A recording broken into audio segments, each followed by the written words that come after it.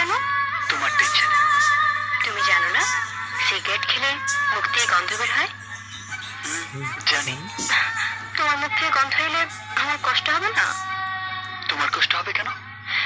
কারণ তোমার শ্বাস প্রশ্বাস আর আমার শ্বাস প্রশ্বাস যে এখন একাকার হয়ে যাবে। কিভাবে? চোখ বন্ধ করো, তারপর দেখাচ্ছি।